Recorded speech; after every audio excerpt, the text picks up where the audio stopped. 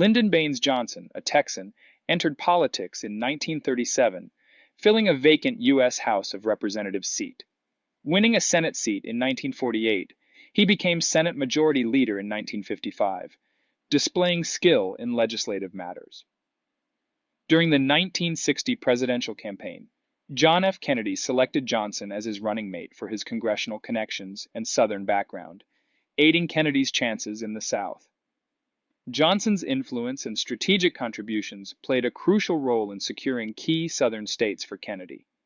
Upon Kennedy's death, Lyndon B. Johnson assumed the presidency and successfully shepherded two of Kennedy's proposed bills through Congress.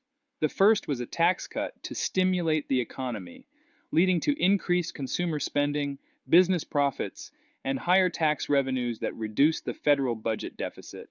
The second bill, the Civil Rights Act of 1964, aimed to eliminate discrimination based on race, religion, national origin, and gender, granting the government enforcement powers. Johnson initiated his own war on poverty, securing the passage of the Economic Opportunity Act with Congress. This law established programs such as the Job Corps Youth Training Program, VISTA, Volunteers in Service to America, Project Head Start for preschool education, and the Community Action Program for underprivileged individuals to participate in public works initiatives. In the 1964 presidential election, Johnson easily defeated Republican opponent Barry Goldwater. President Johnson envisioned a transformative agenda for America known as the Great Society, akin to FDR's ambitions. This comprehensive initiative aimed to address poverty and the needs of the poor, focusing on healthcare, education, and housing. Key programs included Elementary and Secondary Education Act of 1965, providing federal aid to schools for textbooks and library materials, Medicare, offering hospital insurance and low-cost medical insurance for Americans over 65, and Medicaid, extending health insurance to welfare recipients, funding for low-rent public housing units, and the creation of the Department of Housing and Urban Development, HUD. Immigration Act of 1965, lifting restrictions and allowing non-European immigrants to settle in the United States. Water Quality Act of 1965, ensuring efforts for clean water. Wholesome Meat Act of 1967, enhancing consumer protection. Establishment of safety standards for automobiles and tires. The Great Society was characterized by liberal reform, a trend also evident in the decisions of the Supreme Court.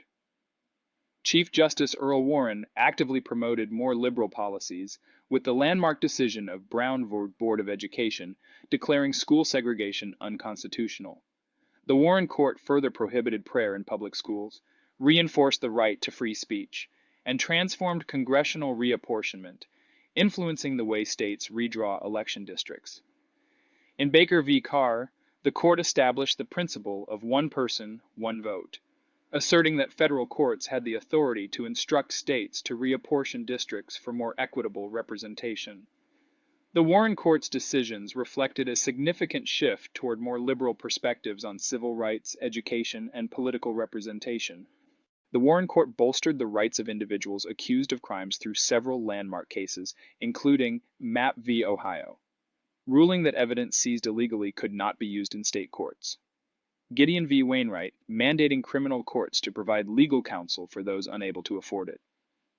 Escobedo v. Illinois, affirming the right of an accused person to have a lawyer present during questioning.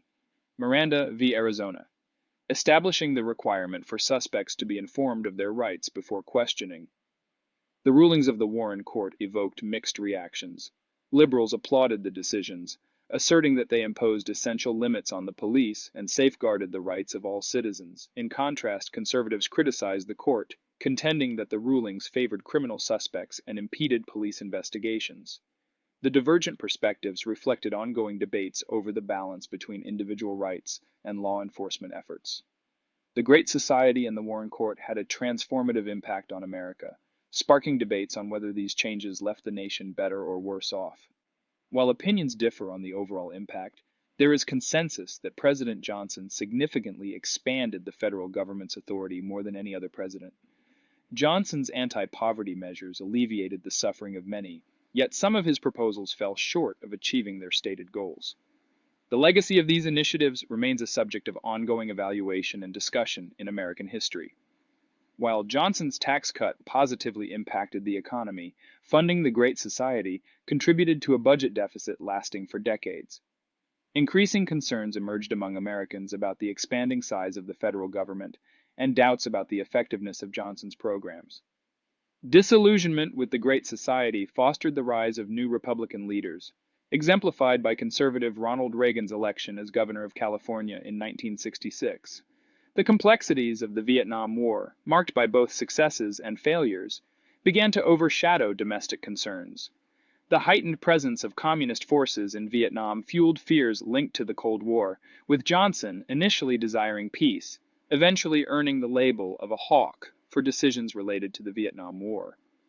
This period marked a pivotal shift in American politics and attitudes toward government initiatives.